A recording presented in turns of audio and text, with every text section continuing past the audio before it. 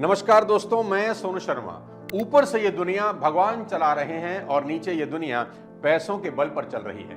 भगवान की बनाई इस एक दुनिया में न जाने कितनी दुनिया है। एक तरफ वो इंसान है जिनकी बेगम ने बिकनी पहनने की इच्छा की तो इस शख्स ने पूरा का पूरा आइलैंड ही खरीद लिया। जमाल अल नदक इस शख्स का नाम है, जिन्होंने अपनी बेगम के लिए कोई 418 करोड़ का आइलैंड खरीद लिया ताकि उनकी बेगम कंफर्टेबली बिकनी पहन के घूम सकें। और दूसरी तरफ इसी दुनिया में कोई 80 करोड़ लोग ऐसे हैं जो रोज भूखे पेट सोते हैं, जिन्हें 2 वक्त का खाना भी नसीब नहीं होता। आज के इस वीडियो में आपको समझाऊंगा कि अमीर और गरीब में इतनी बड़ी खाई कैसे बन गई। ये वीडियो के आखिरी में मैं वो रीजंस आपको बताने वाला हूं जिसकी वजह से बड़े बड़े अमीर लोग आखिर में बेहद गरीब हो गए। इसलिए आखिरी तक इस वीडियो को जरूर देखें और चैनल पर अगर नए हैं तो सब्सक्राइब करके बेल आइकन दबा दें ताकि अगली कोई वीडियो आपसे मिस ना हो। अमीर और गरीब के फर्क को समझने के लिए सबसे पहले ये देखें। अभी अभी स्त्री 2 सुपर डुपर हिट हुई है और उसने कोई 800 करोड़ का बॉक्स ऑफिस कलेक्शन किया है। राजकुमार राव को इस फिल्म के लिए 6 करोड़ की फीस मिली। लेकिन मजे की बात क्या है जानते हैं? वही राजकुमार राव अपनी पत्नी के साथ एक बहुत ही ऑर्डिनरी से रेस्टोरेंट में खाना खाते नजर आते हैं। कोई शोशेबाजी नहीं, कोई दिखावा नहीं। जानते हैं क्यों? क्योंकि जिस बॉलीवुड इंडस्ट्री में वो हैं, वहां कई लोगों के बेहद पैसा कमा लेने के बाद बर्बाद होने के तमाम किस्से हैं, जिसके बारे में वीडियो में आगे आपको बताऊंगा। राजकुमार राव अभी 40 बरस के हैं, पर उन्होंने अभी से पैसों को सही जगह लगाना सीख लिया है। अभी अभी उन्होंने मुंबई में 44 करोड़ का फ्लैट खरीदा है। कितने का? 44 करोड़ का। और ये इंसान एक ऑर्डिनरी से रेस्टोरेंट में खाना खाता दिखाई दे रहा है। सीखने को तो बहुत कुछ है अगर हम सीख सके तो। और जानते हैं गरीब मेंटेलिटी वाले अनगिनत लोगों की क्या कहानी है? मैं बताता हूं। इन्हें जैसे ही कहीं से पैसे मिलते हैं या मिलने की उम्मीद भी होती है तो इनका दिमाग उसे खर्च करने के नए नए आइडियाज ढूंढने लगता है। मैं हमेशा बोलता आया हूं, आपकी इनकम पर सबसे पहला हक आपकी इन्वेस्टमेंट का है, आपके खर्चों का नहीं। इन्वेस्टमेंट करने के बाद बचे हुए पैसों को खर्च करना सीखना चाहिए, ना कि खर्च करने के बाद बचे पैसों को इन्वेस्ट करें। अमीर और गरीब का सबसे बड़ा फर्क यही है। अमीर सोच के लोग पहले इन्वेस्ट करते हैं और फिर खर्च, और गरीब सोच के लोग कहते हैं सब उड़ा दो, और एक दिन पैसा इन्हें उड़ा देता है। लेकिन जरा रुकें, जानते हैं राजकुमार राव ने वो फ्लैट खरीदा किससे है? जानवी कपूर से, जिन्होंने यही फ्लैट कुछ साल पहले 39 करोड़ का लिया था और आज 5 करोड़ के प्रॉफिट के बाद 44 करोड़ में बेच दिया। जिन स्टार किड्स की चर्चा आज सब जगह होती है, मैं बता देना चाहता हूं ये सभी पैसों को लेकर बेहद गंभीर हैं। पाई पाई बचाने की सोचते हैं। विश्वास नहीं होता ना? कोई बात नहीं, ये सुनिए। Because you wanted the cheaper hotel. She wanted to It was save half the 3,000. price. How much did you want to save? 3,000 rupees This was cheaper. 6,000 rupees, Janvi. That was 12,000. That's half. Wow, बहुत पैसे Okay, बचा लिए। and I just thought that we're gonna hardly be in the room. I only One came back minute. at Can you noon. go back? You chose the hotel that was 6,000 rupees cheaper. Okay, so and Yes, then I was also 6,000 rupees in total. Okay. ठीक है, Because आपका hall. there was no heater in the room. there was no hero.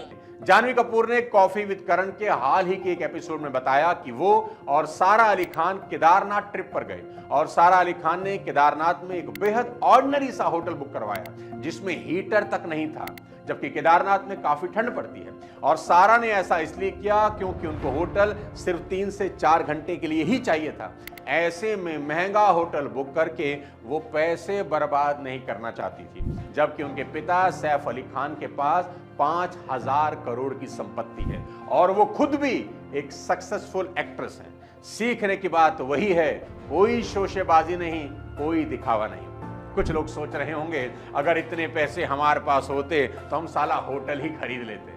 बस यही फर्क तो समझना है। ऐसे ही एक बेहद हैरान करने वाली खबर अब आपको बताता हूं, शायद आप विश्वास ना करें। शर्मिला टैगोर जो सैफ अली खान की मां हैं, उनके बारे में यह पता लगा कि वो अपने पटौदी हाउस का व्हाइट वॉश नहीं करवाती, सिर्फ पानी से ही क्लीन करवाती हैं, जस्ट टू सेव मनी। वही पटौदी हाउस जहां कई बड़ी बड़ी फिल्मों की शूटिंग भी होती है और शर्मिला टैगोर को इनका अच्छा खासा किराया मिलता है, फिर भी वो अननेसेसरी पैसा नहीं खर्च करना चाहती। साथियों, ये सभी एग्जाम्पल आप सबको देने का एक ही कारण है। मैं आपको बता देना चाहता हूं कि अमीर और गरीब के बीच सबसे बड़ा फर्क यह है कि पैसा आने पर अमीर लोग लग्जरी की चीजें सबसे बाद में खरीद रहे हैं और इन्वेस्ट पहले कर रहे हैं, जबकि गरीब लोग लग्जरी की चीजें सबसे पहले खरीद रहे हैं और बाद में इन्वेस्ट करने को कुछ बचता ही नहीं। समझाता हूं कैसे। 20 सितंबर को भारत में आईफोन 16 लॉन्च होता है। आईफोन 16 के लॉन्च के दौरान लोगों की लंबी लंबी कतारें एप्पल स्टोर के बाहर लगी देखी गई, जैसे भंडारे पर मंदिरों के आगे फ्री हलवा पूड़ी की लाइन होती है। अभी एक लड़के का वीडियो वायरल हो रहा था जिसकी गरीब फूल बेचने वाली मां ने उसे आईफोन खरीद कर दिया क्योंकि उसने खाना छोड़ दिया था। फूल पत्ती हम बेचीला भैया, ये खाली हमसे 3 दिन से खाना ना खाता हूँ। अच्छा, ये खाना नहीं खा रहे? आईफोन के लिए खाना नहीं खा रहे? नहीं। अरे भाई, कुछ तो शर्म करो। जिन सेलिब्रिटीज की मूवी टिकट लेकर देखने जाते हो उनसे ही सीख लो पैसों का सही इस्तेमाल कैसे करना चाहिए। एक रिसर्च ये कह रही है कि भारत में 80% आईफोन ईएमआई पर बिकते हैं, यानी उधार में लग्जरी खरीदने की सनक। अभी खरीदो और बाद में चुकाओ, इस थॉट प्रोसेस ने गरीब को और गरीबी की गर्त में धकेल रखा है। मेरी नजर में ईएमआई पर फोन खरीदना सबसे बड़ा फाइनेंशियल क्राइम है। मेरे दोस्त, 10-15 हजार का फोन भी अच्छा होता है और यहीं 1.5 लाख कहीं सही जगह इन्वेस्ट किया जा सकते हैं जहां पैसों के बढ़ने की पॉसिबिलिटी हो। ईएमआई पर फोन खरीदने वाले कई लोग ऐसे भी होंगे जिनको अगर आप बोल दो कि इंश्योरेंस करवा लो तो इनकी आंखें ऐसे बाहर आ जाएंगी जैसे इनसे इनकी दोनों किडनी किसी ने मांग ली हो। मैंने पहले ही कहा था, फाइनेंशियल प्लानिंग इस यंग एज में सबसे ज्यादा जरूरी है। मैं आपकी जगह होता तो फ्यूचर को रिस्क फ्री और सेफ रखने के लिए अपना इंश्योरेंस जरूर करवाता। अरे भाई, सिर्फ 600-700 में 2 करोड़ का टर्म इंश्योरेंस आराम से मिल जाता है और वो भी 10% डिस्काउंट के साथ, with a 24/7 dedicated relationship manager. और साथ ही साथ 300-400 में, मात्र 300-400 में 1 करोड़ का हेल्थ इंश्योरेंस भी लीजिए।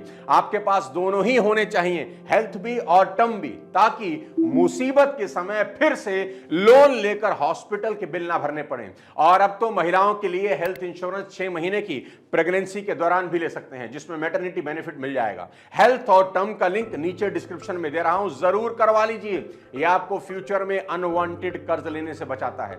गरीब मानसिकता के मैक्सिमम लोग कोई फर्क नहीं पड़ता वाले प्रिंसिपल पर चलते हैं और बाद में यही लोग क्रेडिट कार्ड के कर्ज में दबे नजर आते हैं। शौक में हमने क्रेडिट कार्ड का इस्तेमाल करके इसकी धज्जियां उड़ा दी। टाइम्स ऑफ इंडिया की खबर के मुताबिक जून 2024 तक भारत में क्रेडिट कार्ड का बकाया कोई 2.7 लाख करोड़ है।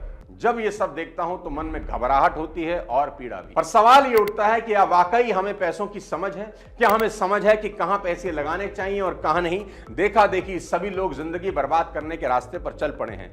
कर्ज लेकर सभी चीजें करने की आदत इंसान को तबाह कर देगी और जब तक कुछ समझ में आएगा जिंदगी हाथ से निकल चुकी होगी। अगर आप अपनी फैमिली को आज सबसे बड़ा गिफ्ट करना चाहते हैं तो दोनों ही इंश्योरेंस करा के अपना फ्यूचर रिस्क फ्री जरूर कर लीजिए। अमीर बनने और अमीर रहने के लिए 2 चीजें सबसे ज्यादा जरूरी हैं।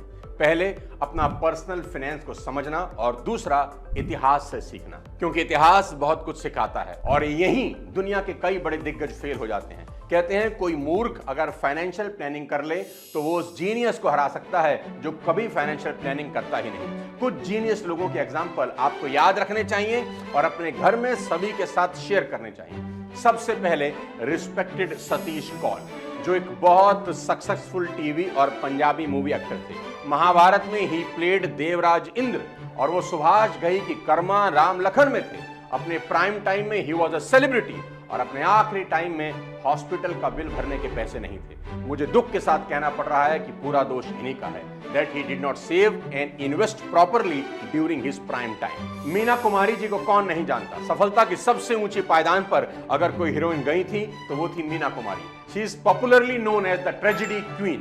पाकीज़ा जब रिलीज हुई तो पूरे देश में एक ही नाम था, मीना कुमारी। और पाकीज़ा का वो डायलॉग आज तक वायरल है जब राजकुमार कहते हैं, आपके पांव देखे बहुत सुंदर हैं, इन्हें जमीन पर मत रखना, मैले हो जाएंगे। कहते थे एक्टिंग में उनका मुकाबला करना नामुमकिन था। क्रिटिक्स उन्हें हिस्टोरिकली इनकम्पेरेबल एक्ट्रेस कहते थे।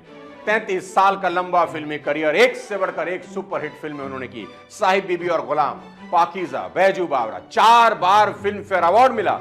Despite having such a fantastic film career, Indian cinema का ये चमकता सितारा died penniless with not even enough money to pay her hospital bills. उनके पास हॉस्पिटल के बिल भरने तक के पैसे नहीं थे। दिक्कत फिर से वही, लैक ऑफ फाइनेंशियल प्लानिंग। और ये कहानी सिर्फ हिंदुस्तान की ही नहीं है, पूरी दुनिया ऐसे तमाम उदाहरण से भरी पड़ी है। We have celebrities like Boris Becker, जिन्होंने $130 मिलियन अपने करियर में कमाए पर दिवालिया हो गए।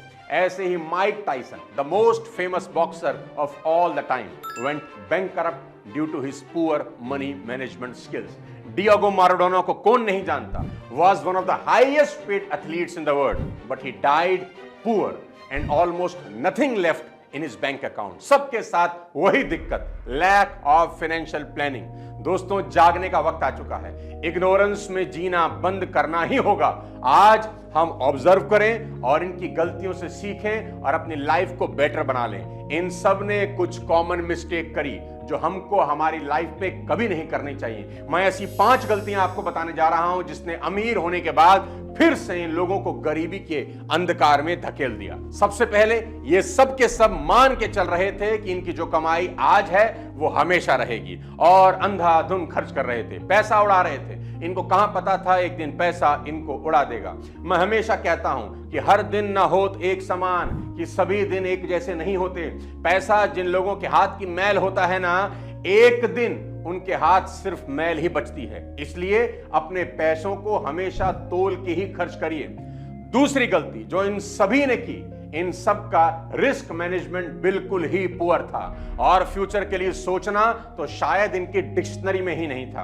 आज में जियो कल किसने देखा है, इस फिलॉसफी ने अच्छे खासे लोगों की वाट लगा दी। हमको आज में जरूर जीना चाहिए, पर कल के बारे में सोचना उतना ही जरूरी है जितना कि आज में जीना।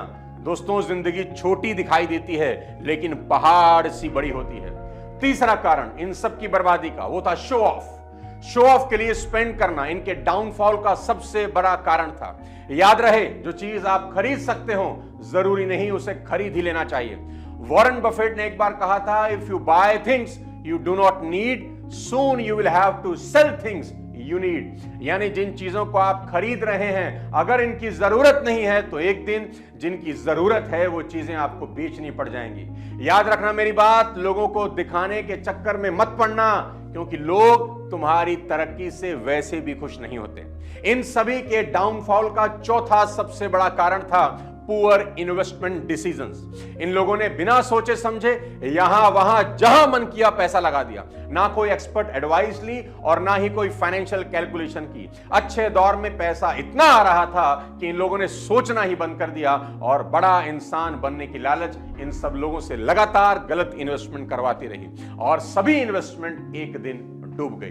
पैसा इन्वेस्ट करना बहुत जरूरी है, लेकिन इससे भी जरूरी है कि वो सही जगह इन्वेस्ट हो। इसलिए आंख बंद करके किसी के भी कहने से रातों रात करोड़पति बनने के सपने ना देखें और अपने खून पसीने की कमाई गलत जगह ना लगा दें। पांचवां कारण इन सभी लोगों की बर्बादी का, लेंडिंग, डोनेटिंग और gifting. Rich people often fall under the trap of fake charities, donations and unnecessary gifting. इन सभी लोगों ने आंख बंद करके लोन दिए। कोई बात नहीं, जब मन करे लौटा देना, तू तो अपना भाई है, बता कितने पैसे चाहिए। इसका रिजल्ट यह हुआ कि एक बहुत बड़ा अमाउंट या तो उधार में मारा गया या महंगे तोहफों में। उल जलूल चैरिटी की, बिना सोचे समझे पैसे उधार दिए जो वापस कभी नहीं मिले। चैरिटी करिए, जरूर करिए दोस्तों, उधार भी दीजिए, लेकिन सोच समझ के, आंख बंद करके नहीं। वो एक पुरानी कहानी है कि एक आदमी की लॉटरी लगी, आंखों में नोट, दिल में नोट, हर जगह नोट ही नोट। तभी किसी भिखारी ने पैसा मांगा और इसने 500 का करारा नोट उसकी तरफ उड़ा दिया। नोट देने के बाद इसने भिखारी से पूछा, हालांकि तुम्हारे कपड़े फटे हुए हैं, लेकिन इसको देखकर लगता है कि कभी शानदार रहे होंगे। तुम भिखारी दिखते हो, पर लगता है कभी कोई बड़े आदमी रहे होंगे, क्या राज है? तो भिखारी ने जवाब दिया, ऐसे ही 500 के नोट लुटाते रहो, एक दिन तुम्हारी भी यही हालत हो जाएगी। मैं भी पहले ही ऐसा ही अमीर था और ऐसे ही नोट लुटाया करता था। दोस्तों, मैं तो यही चाहता हूं कि आप पैसे कमाएं, साथ ही साथ सही जगह इन्वेस्ट करें। देश को सिर्फ अर्न करने वाले लोगों की नहीं, सेव और इन्वेस्ट करने वाले लोगों की भी जरूरत है। देश की प्रोग्रेस में आप एक बड़ा रोल प्ले कर सकते हैं। उम्मीद करता हूं ये वीडियो आपको पसंद आया होगा। लाइक कर दें और ज्यादा से ज्यादा लोगों को इसको शेयर करें ताकि नेशन बिल्डिंग में आप भागीदार बन सके। और टर्म इंश्योरेंस करवाना भूल कर भी ना भूलिए। अगले किसी और वीडियो के साथ फिर आपसे मुलाकात करूंगा। तब तक अपने स्वास्थ्य का ध्यान रखिए। Thank you so much. जय हिंद।